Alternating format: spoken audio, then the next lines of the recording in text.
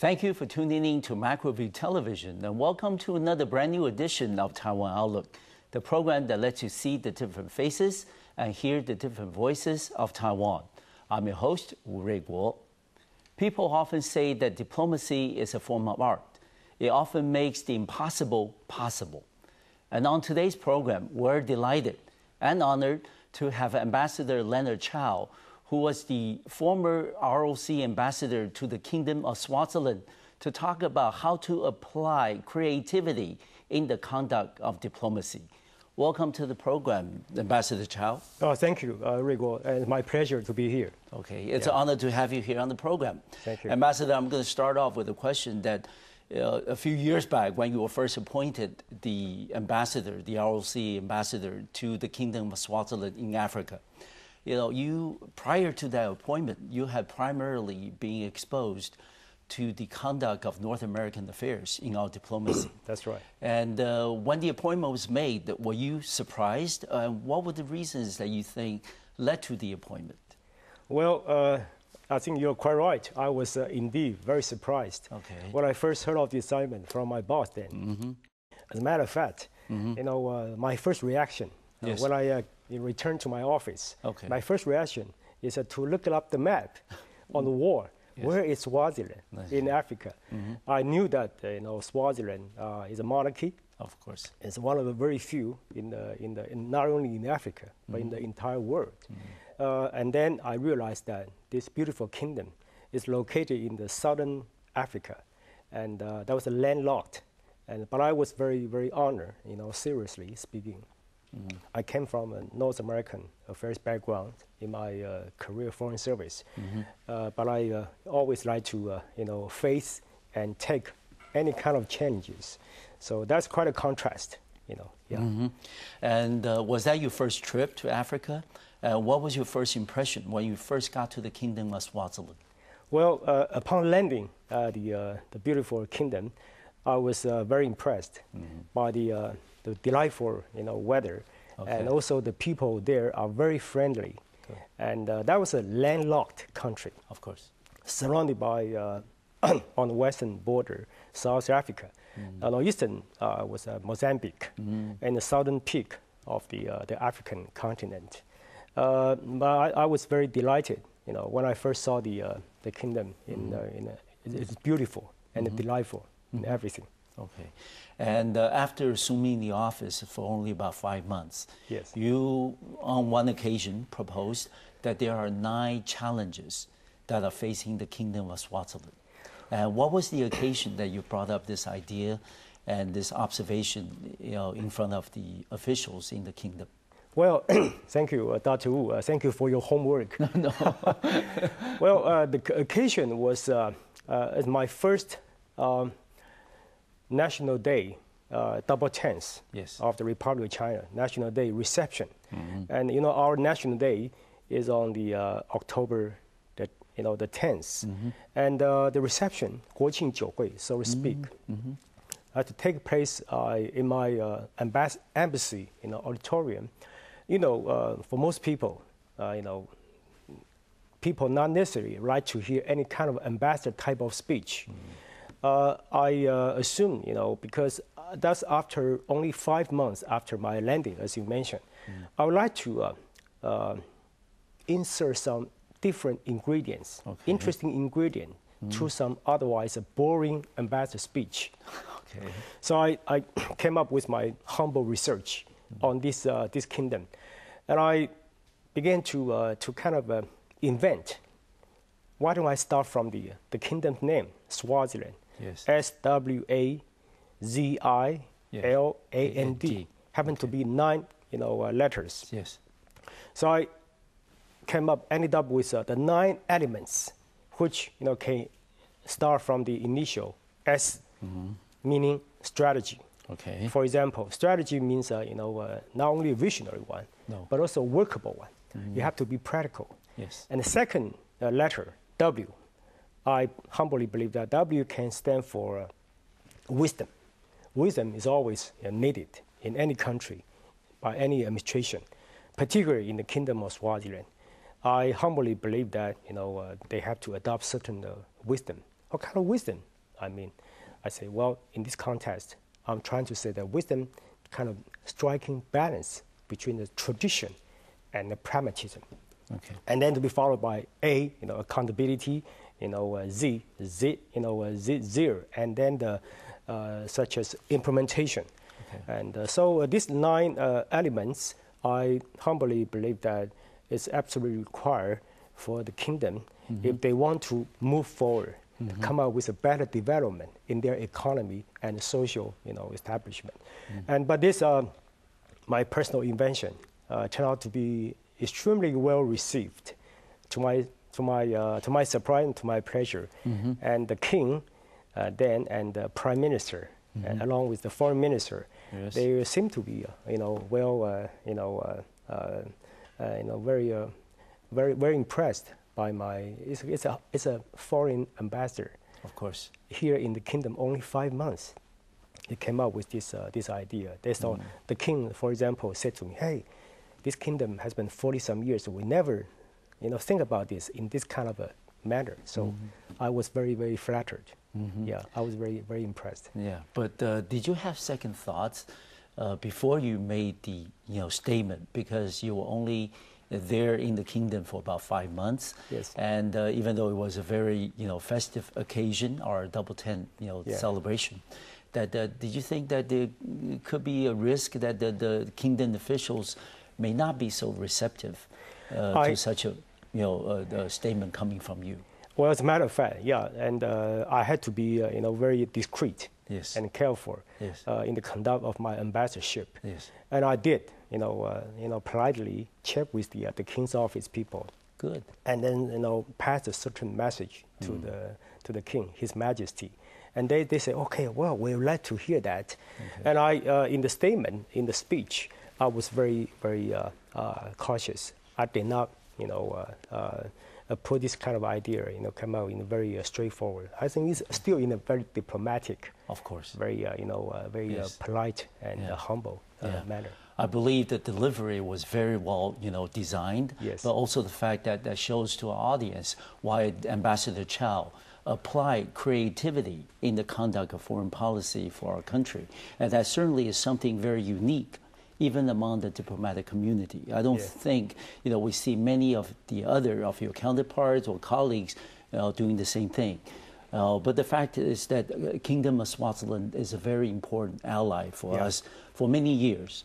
And given the fact that it's far away in southern Africa, that the population of Taiwanese there is very limited. That's right. I believe my data tells me that there's only about 100 plus of Taiwanese living and working or going to school in Swaziland. That's right. And then that compares with the population from mainland China. We're only about 1/10 of the population from China. As the ambassador, as the the fully designated representative from Taiwan, and how do you then balance and maintain some type of relations with these two groups of overseas residents, one from China and one from Taiwan? Well, yes. Shortly after my landing there, my arrival there, I was told before my time, the certain personal disputes between the Chinese mainland expatriates and those from Taiwan. Okay. Some personal problem, personal question turned out to be diplomatic challenges. Of course. I don't want to go any further. No. Keeping that in mind, I would like to first of all try to make friends with all kinds of Chinese expatriates, no matter where they're from mainland China, from Hong Kong, from Taiwan. I would like to personally, show to them very sincerely that I'm your friend. I'm here to serve the Chinese expatriates in a broader sense. So you're right. That the number of Taiwanese expatriates only about 1/10, 100 plus, as opposed to about over 1,000 Chinese mainland expatriates. Yes. So shortly after my arrival, I made a visit to those mainland Chinese, their business, some grocery stores, some tiny small restaurants. After my visit to the Taiwanese investors, factories, textile business, mostly.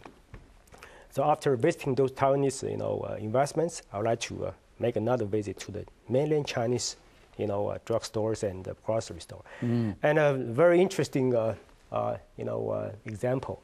One of the Chinese mainland expatriates, who's from Shandong province. Okay. It's been in Swaziland for 30-some years. Oh, really? And a very, senior gentleman, he saw me that, he was so excited. To his extreme surprise, that, Taiwanese ambassador was coming to see him one day. He said, I've been here in Swaziland for so many years, I've never seen any ambassador, because Taiwanese ambassador only. So, and then he said to me, I quote, finally, I really see my ambassador coming to see me.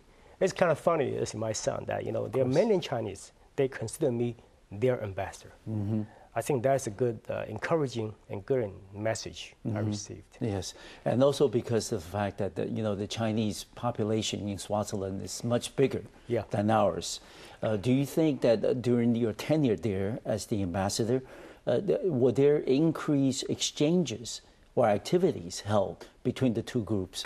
Were there some of the more memorable stories that you can share with us? Yes, indeed. During my 3-some years tenure there, yes. I encouraged them, to have better, more closer exchanges between them. Of course. So, and during my time there, I was very honored to be invited to preside over 3 weddings, 3 new wedded couples. Okay. And then, out of these 3 couples, 2 of them were actually, the marriage between a Taiwanese gentleman and a mainland Chinese lady. Yes. They got married, and they invited me to preside over the wedding. I married them. Okay. I married them. Okay. And I also, not quite jokingly, I said to them, well, it's a kind of a role model for a better, exchange between the 2 sides of Taiwan Strait. Okay. And we started from the kingdom of Swaziland. Okay. Yeah, we're going to come back with more story on that, Ambassador. We're going to take our break, and when we come back, we will continue this very interesting conversation with Ambassador Leonard Chao, who was the former ROC ambassador to the Kingdom of Swaziland in South Africa. I'll see you in just a few minutes.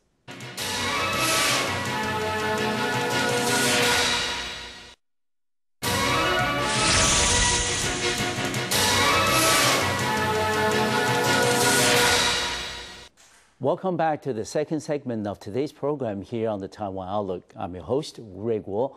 We will continue our conversation with Ambassador Leonard Chao, who was the former ROC ambassador to the Kingdom of Swaziland. Ambassador, we understand that during the 3 years while you were there in the kingdom, you certainly made a lot of friends, starting with the king, King Mswati III. And we understand that one time he giving you a very dear and close nickname, calling you Mr. Mashisha. What does that mean, and how did that come about? Would you mind sharing the story with us? Oh, not at all.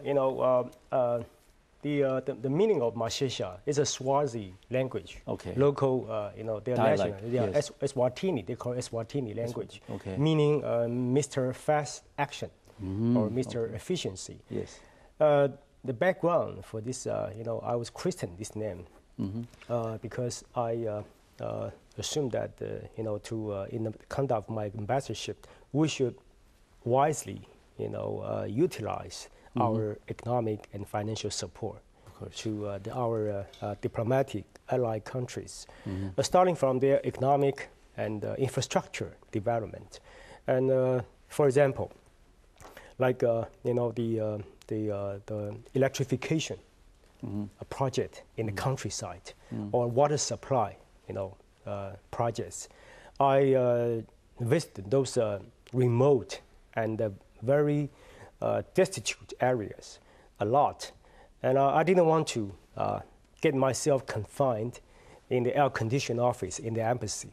I like to get out of the embassy to see the rest of the kingdom, the rest of the country, to meet with the public, the Swazi public, the rank and file people.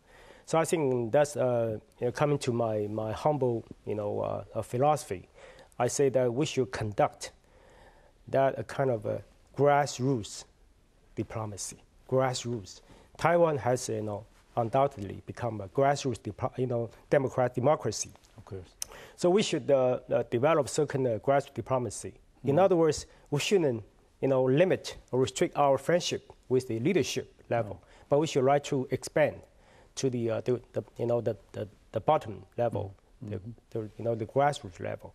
So that made me visit those remote and countryside, and I promised those Swazi rank and file people, they are in need of water and electricity, and I give them a promise, and for whatever promise I made, I keep them. Okay. Certain timetable, certain deadline. Trying to negotiate, coordinate with my Swazi counterparts. Yes. Certain deadline for certain, electricity supply and water supply, and then we have to deliver to meet the deadline. So then, as a result, the people in Swaziland, any corner of the kingdom, they say, "Oh, keep seeing the Taiwanese ambassador all the time, everywhere, anywhere." And then they say, "Well, we should. No, you are like Mr. Fast Action." Yes. So turn into Swazi language, Mashesha. As a matter of fact, it's not from the king. No. The name is from the people. They gave me this name. Then later on, when I met with His Majesty in one of my audience with the king, I humbly and privately checked with him. Mashesha, what's the meaning, Your Majesty, of this language? I said, well, that's a good name, meaning Mr. Fast Action. That meet your style, that meet, that match your character. It's a good one. The king said, so you keep it. Yes. So I got a royal, endorsement, royal, authority. This. So from then on, I kept using, and the Swazi media always, address me. Ambassador Mashesha, instead of my name. I like that. I was very, very grateful. Yes. Ambassador, as you mentioned in the earlier part of the program, that the Kingdom of Swaziland is one of the few monarchies left in the world. And the relationship in the monarchy with the king is, of course, very, very important. Yes. And during your 3 years, there, you, of course, earned the trust of the king and many people in the government. How do you do it? What was your secret? Well, thank you. Actually, I shouldn't claim the credit. The credit should go to my embassy staff, and also to my, each and every one of my colleagues, and also to the mission, agricultural and a technical mission there in Swaziland. And also during my time there, I established the medical mission, Taiwan medical mission. Yes. The first time in the history of our diplomatic relations. Yes. And thanks to the government, support. And now this Taiwan, medical mission is commissioned by the Taipei Medical University, TMU. So that gave me a chance to get to know then the president of TMU, Dr. Chao Wenda, who is now the Minister of Health. Yes. And I think I was very fortunate. Looking back, I found myself very fortunate and very honored to be able to develop some friendship with His Majesty, the King. But I think the real credit should go to our long time of diplomatic relations. I have to be thankful, seriously, to my predecessors. Ever since the year 1968, when we first established the diplomatic relations under the leadership then of two great leaders of two great countries, namely our former president, Chiang Kai-shek, and their former king, the Mswati is his father. And so King Mswati is the second ruler of this kingdom. And he assumed his leadership for 22 years. And His Majesty, the King, he told me many times that he will certainly faithfully follow, his father's tradition. I recall vividly one time when he was invited to my humble residence for a private and a relaxing dinner. And he said to me then, at the dinner table, he said, Ambassador Mashesha, I can tell you, because he doesn't drink. He doesn't drink. He's not a good drinker, only juice and no alcoholic stuff. And he told me that. I assumed that he was very sober. And he said, well, our relations between our two countries, diplomatic relations, will last not only for years to come, but also for generations to come. and I was very encouraged. So I think that in the world, this credit is not mine. I was very humble. I was just a part of it, the history. I think the credit should go to my predecessors and also go to my embassy staff and my colleagues in both the agricultural mission and the medical mission. Yes. Well, people can certainly see that the ambassador is not only creative in the conduct of foreign policy for our government, but also very modest when it comes to credits. But we understand that during the 3 years while you were in Swaziland, that there were a number of important infrastructure projects that you mentioned, electricity, medical center, and things. Did you think those projects really help in terms of enhancing the mutual understanding and the trust, not just between the governments only, but also between the peoples of Taiwan and also people of Swaziland? Oh, absolutely. Absolutely, Raymond. Because this kind of a real assistance, infrastructure, I think that will, is closely attached to real life.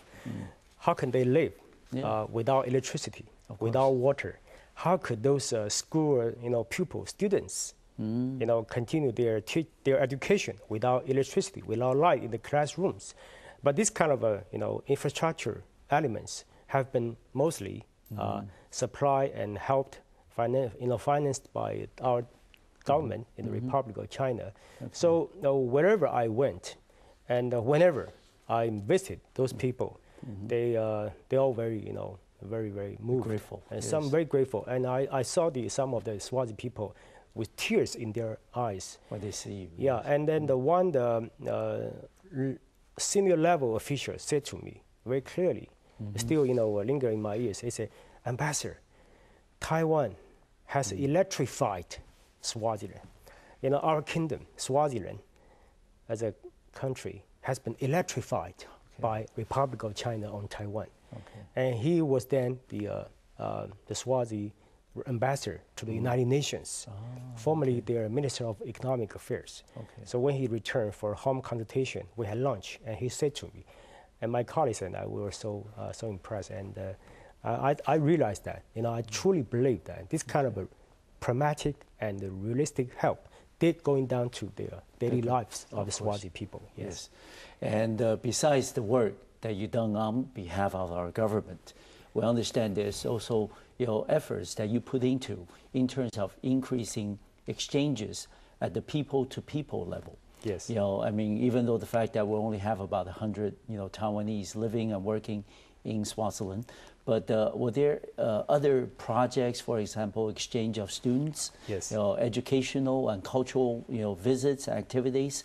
Are those things also a very important part of your job when you were the ambassador to the Kingdom of Swaziland? Yes, very true.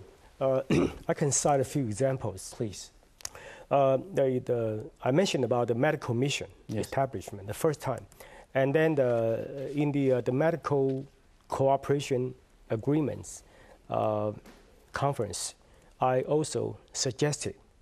Finally, I got approval of my home office in Taipei that we should, in addition to establishing the medical mission in Swaziland on a permanent basis, we should also try to ask the Swazi government to carefully select some very promising, some junior medical officers, have them, come to Taiwan to take up some advanced trainings in our medical, educational institutions, such as Taipei Medical University or even, National Taiwan University Medical School for some training, up to 6 months or 1 year, and then let the kind of seed officers, medical officials, return to their home country in Swaziland and to further, help their people in the medical area and health area. And secondly, example is that I think some universities in Taiwan, they have been, taking advantage of some 3 kinds of scholarships our government provided. We have certain scholarships provided by our Ministry of Foreign Affairs, and also some scholarships funded by our embassy. Okay, yeah. Ambassador, I'm going to ask you to hold that thought because we need to take another break on the program. And when we come back, we will continue this discussion with Ambassador Leonard Chao, who was the former ROC ambassador to the Kingdom of Swaziland, and talk about the kind of exchanges that took place while he was the ambassador there between the people of Taiwan and also the people of the Kingdom of Swaziland. I'll see you in a few minutes.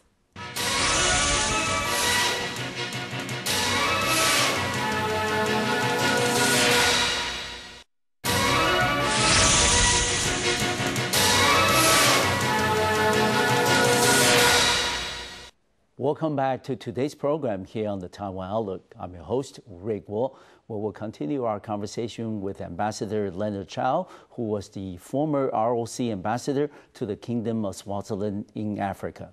Ambassador, sorry that apologize for interrupting you earlier, but you were talking about the kinds of scholarships that were made available by the Ministry of Foreign Affairs to people and students from the Kingdom of Swaziland. Can you elaborate on that project? Well, this kind of scholarship provision actually provided for the students and young government officials of those countries in the world with which we have diplomatic relations. And Swaziland is one of those diplomatic allied countries. So a number of universities in Taiwan, such as Minchuan University, and also maybe somewhere in the southern part of Taiwan, or Pingdong, Technology University, just to name a few. They also they have provided the study opportunities for the Swazi students, and there's one university in Swaziland, which is called the Swazi University. Okay. And it's a national one, and I was invited during my 3 years tenure to give a speech at the university. So their university in Swaziland is very, very interested in providing their students to study in Taiwan. Of course, there's certain procedures they have to go through, and also some basic requirements for their academic performance in university. We like to accept as many as possible. But we like to accept the good ones. The ones we believe that it would be a good asset to the Swazi national development. So there are quite a number of beneficiaries in Swaziland. And also at the people-to-people level, that is even more important. Yes, sir. It goes far, much further Yes. than what the government relations can do. Yes. And let's go back a little bit, Ambassador, to what we discussed earlier about during your earlier part of your diplomatic career, that you were mostly concentrating on North American affairs. And being the ambassador to the Kingdom of Swaziland was your first exposure outside of the North American affairs. Yes, that's right. How do you then compare the two completely different geographic areas, and how were they similar and how were they different? Well, you can tell, Raymond, from my American accent in my speaking of English. Yes, I was educated in the U.S. and I was very honored to ever be serving in Washington D.C. Our tech office. For 2 times. My first tour in Washington was back in the 80s. My last tour was back in the 90s. Almost 10 years apart between the two postings. And looking back, I still feel very, very reminiscent about my life and work in Washington D.C. I was very fortunate and very honored to ever serving in the both political section and the congressional liaison office. And my second tour, I was the director of both office at different time. I served as the director of political section for about 2 months. And then I spent the rest of the 4 years in my last tour as the Congressional Liaison Office Director. So that gave me a chance to make friends with the American people on both ends of the Pennsylvania Avenue in Washington, namely the Capitol Hill people, senators, congressmen, and their assistants. And then the other end of Pennsylvania Avenue was a U.S. administration, namely State Department and White House. So I always, deeply and dearly cherished in my heart, in my fond memory, the North American life and work. And then, as opposed to the Southern African life and work, you're right, geographically, that's quite a contrast. From North America down to Southern Africa. And culturally, even more, and more exciting, more obvious, and a different kind of two office. One with which we don't have diplomatic ties, but United States does serve a very important, one of the most important foreign country friends in the world community. Yes. And the Taiwan-U.S. relations can date back to the World War II times. Yeah. So despite the lack of diplomatic ties, I think our relations between the two countries, U.S. and Taiwan, are still very close, even getting closer than ever before.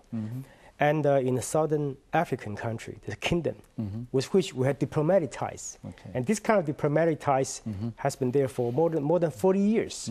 So it's a two, extremely different experience.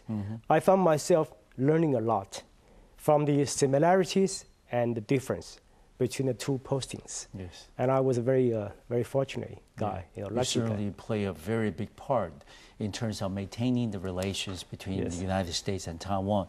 Especially, you mentioned that the first time you were out in Washington, D.C.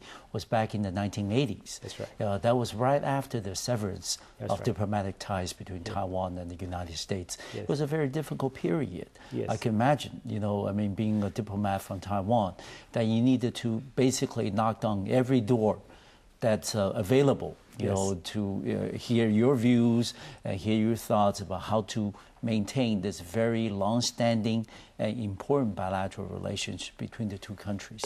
What were some of the moments or stories of encouragement, and also what were some of the examples of setbacks that you still remember from your days in Washington, D.C.? My first posting, my first overseas assignment in my foreign service career time, my first overseas assignment was Washington, D.C., back in 1982, to be exact. Yes. And you're right, that was shortly after our diplomatic, breakup, the severance. Okay. And frankly speaking, then the atmosphere in Washington was not quite, comfortable, of course, to Taiwan, because shortly after this diplomatic, breakup, and I was told by my, predecessors then, hey, for example, the State Department, it's very close to mainland China as a new diplomatic ally country. Taiwan is kind of our cousin. So, but I was fortunately, I have to say fortunate, not unfortunately. I was assigned to work with State Department people. Okay. And as a result, I found myself making the impossible possible. Of course. The rumor is not necessarily, that reliable. I try to be, and I was, I'm a very, that doesn't sound like a diplomat. I'm an honest and sincere personality. I like to, apply my truly genuine, sincerity when dealing with people. And State Department friends, as a result, some of them turn out to be my personal friends, not only business partners. And even now, we still keep in touch. They retired from the foreign service. And some of them visiting Taiwan. They gave me a call, Leonard, this is so-and-so. So we got together and, have a chat. So I think I am very grateful to those American counterparts and of mine in my previous, service there. Okay. Yeah. And we understand that you were also assigned to our representative office in Ottawa, Canada. Yes. Okay. And that was also a very important post in the sense that Canada, of course, being next to the United States, is also a very important country for us in North America.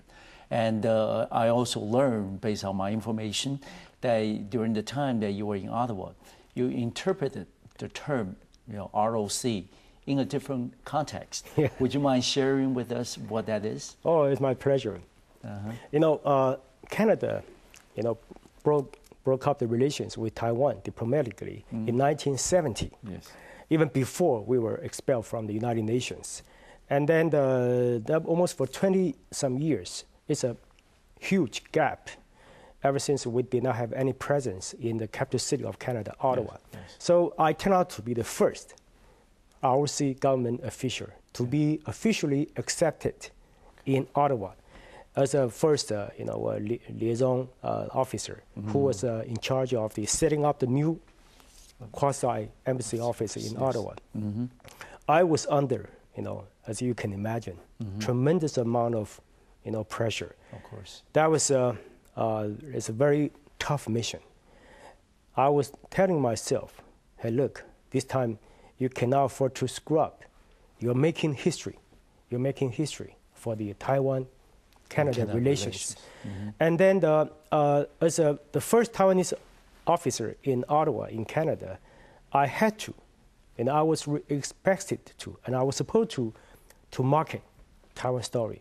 As you know, the mainland Chinese embassy, the long-standing establishment, and I didn't want to embarrass anyone. No. I didn't want to offend anyone. No. Neither the embassy or PRC nor the Canadian government official. So I was telling the Canadian media that I supposed to keep a low profile, and I did keeping a low profile. But I think there's a certain balancing point between keeping a low profile and also very effectively promoting Taiwan as a country and the people of Taiwan to the Canadian people. So I turned out to invent. ROC is our, the acronym of our national name. Of course. Republic of China.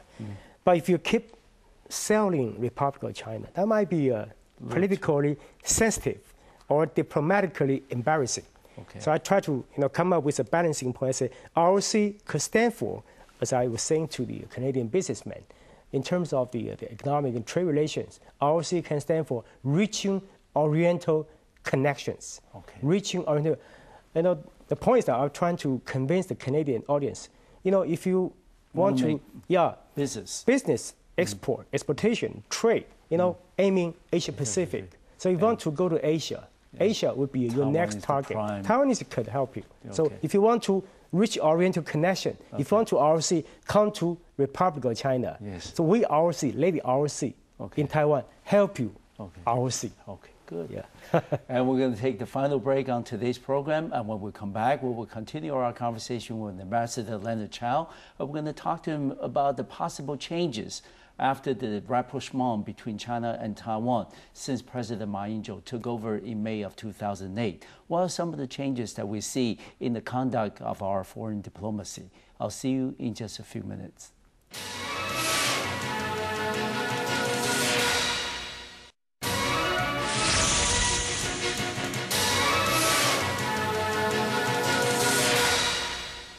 Welcome back to the final part of today's program here on the Taiwan Outlook. I'm your host, Ray Guo. Well, we'll continue our conversation with Ambassador Leonard Chao, who was the former ROC ambassador to the Kingdom of Swaziland. Ambassador, we understand that since President Ma Ying-jeou took over in May of 2008, there's been tremendous progress in improving the relations between China and Taiwan. And the improvement of cross-strait relations subsequently lead to some changes in the conduct of our foreign policy. For example, it's no longer considered a zero-sum relationship, that instead, the President has been advocating the notion of flexible diplomacy.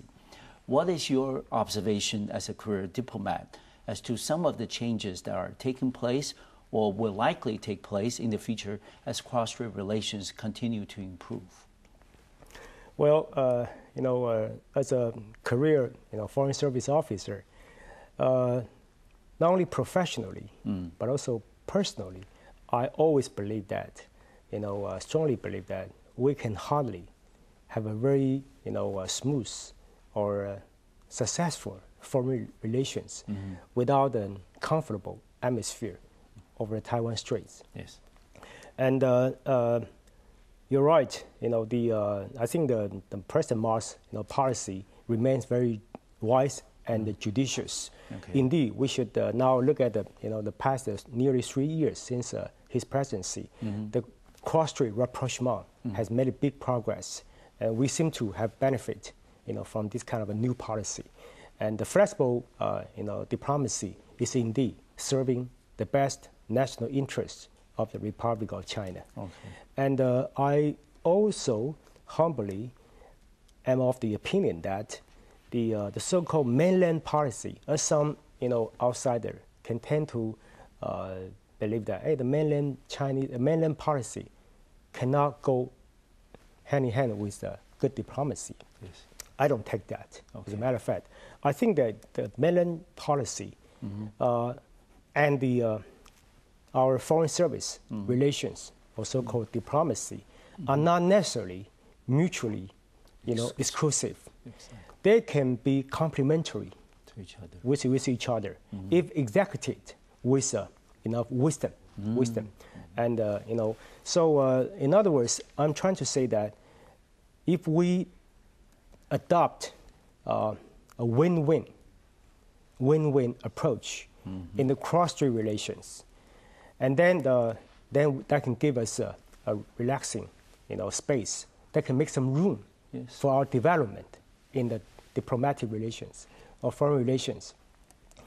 And on the other hand, with a relaxing, comfortable foreign relations of Taiwan, then I think the people and the government on the island can regain some self-confidence Okay. that can help us increase our exchanges with mainland China. I think it's a kind of a win-win. Okay. It's a very good cycle, very good cycle. So they can help each other only if we implement and execute them with wisdom, Okay. not with ideology, No. not with sentiment or emotional and stuff. So I'm personally and also professionally, I'm 100% for this new policy. Okay. That remains a wise thing to do. Yes, we understand that, Ambassador. You often go to different universities in Taiwan Yes. and deliver speeches based on your years of diplomatic experiences, and then share your thoughts with the younger generation of students in Taiwan Yes. about what kinds of international knowledge and concept they should have in a globalized world. What would be some of the recommendations that you would make to the younger students in Taiwan today as we become more and more integrated and globalized in the world village? Yes, teaching as a part-time job Okay. is one of my personal pleasure. Yes. I've been teaching as a part-time teacher at universities in Taiwan for many years. Yes. And I like to get myself exposed to some young students. And you're right, the current generation, young generation of Taiwan these days are facing unprecedented challenges. Of course. Because after the last half a century, Taiwan has been going through sort of a globalization, a Cold War era, and then the globalization, starting from the 1980s in the last century. Now it's a new, new value, new change coming up upon us, particularly since the signing of the ACFA agreement. Now we're facing a new cross-strait relations. Yes. I think the Korean media coined a new term, the so-called Taiwanization. Yes. And so the young people in Taiwan, they are indeed, I kept telling them in the best capacity to study more. Of course, these days the technology is everywhere. The social networking technology has been going little out of hand, really. So I was trying to tell the young friends that, of course, you have a leading edge in the information technology, but Taiwan is facing a new and unprecedented, historical moment. I'd like to share, with you, if I may, Raymond, that I'd like to come up with some new thought, innovative idea, creative thinking in any kind of, I think it's my personal philosophy. Please. I think Taiwan has been proud of our ICT, namely information and communication technology. Yes. But now I think the ICT at a new day, new century, new millennium, ICT for Taiwan should stand for innovative and competitive Taiwan. Okay. Innovative, competitive ICT, the new meaning of ICT. So having said that, I keep telling the students in all the university on campus that, you have to better equip yourselves intellectually and physically. And of course, not only you're joining the workforce after your graduation, but also intellectually, put yourself up, better equip yourself. Are you ready to face the new challenges? Particularly, these days I also happen to encounter some mainland Chinese students in the Taiwan University campus. Honestly speaking, Raymond, they appear very hardworking, so diligent, so dedicated. I was telling the Taiwan students privately, of course, I say, now you have to work harder. You're not talking about today, tomorrow. That's going to be your major competitors. Okay. Are you ready to take the challenges? It's up to you. Okay. Yes. And so given the fact that we have all these changes that are going around, the younger generation in particular, and the fact is that you being a career government diplomat for many decades, what would be your recommendation to some of the younger students or younger people out there who are watching our program today, who might be thinking of a career in public service or in diplomatic service, that what would be your recommendations as they start preparing for their future career? Well, I used to be giving speeches at our Foreign Institute, Foreign Service Institute. Of course. And also Chenji University, the Department of Diplomacy. And I was, again, using my innovation. I see the requirements, the qualification for diplomats. Actually, it's hidden in the word. Diplomat, D-I-P-L-O-M-A-T. Those letters, initial, stand for some requirements. Like, for example, D, dedication. I stands for intelligence, information, and innovation. P stands for personalities, perseverance. I think that some personalities are required. And also intellectually, you have to study more. You have to study more. You have to even more than ever, even because the challenges are larger than you ever thought, more than you know, And so among the humble beliefs, I'm trying to share with the young friends that such as you have to have a global view. Try to also, secondly, develop a language proficiency, not only English, but also in Chinese, our native language. Some of the young students, in Taiwan, as you know better than I do, that they're not very good at our Chinese language, Chinese literature. I think it's a challenge facing the younger generation. And of course, you have to be understanding of Taiwan's strengths. In the future, our future diplomats, I humbly believe, as a senior veteran, diplomat, I believe that the young diplomat and the future diplomats of Taiwan should play a role of promoting the Taiwan value per se. Taiwan value, what is that? That's your job to promote. And then also the marketing, the beautiful and historically meaningful Taiwan story per se. Taiwan story. Taiwan value, Taiwan story will be up to you to promote and to market them. Finally, we have about a minute left in our program, Ambassador. I mean, if I were to ask you for your next assignment, whatever that may be, that what would you be looking for in terms of further breakthrough for our diplomatic relations, and also for yourself personally as you continue your career as a diplomat? Well, as a matter of fact, I can tell you honestly and frankly, joining the Foreign Service was not my first choice. Many years ago. That was accidental, a short, about serving in this service for some 30 years. I like to keep myself. The older I'm getting, I like to keep myself even more innovative, more creative. I think that's one of my few, strengths, if I may, not presumptuously to say. I like to keep myself.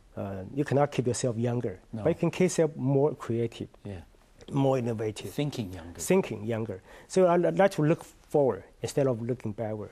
But for my career, perspective, I leave it open. As a Christian, I rely, on God. I follow the steps of God. Okay, certainly you have been a wonderful asset, I'm sure, in the eyes of your superiors, in Taiwan's conduct of diplomatic policies. Yes. And certainly wish you all the best, Ambassador, in all your future personal and professional endeavors. Thank you very much for being on the program today. Thank you, Raymond. It's my pleasure. I want to thank you for watching our program today, and I'll see you next time on Macroview Television. Thank you very much.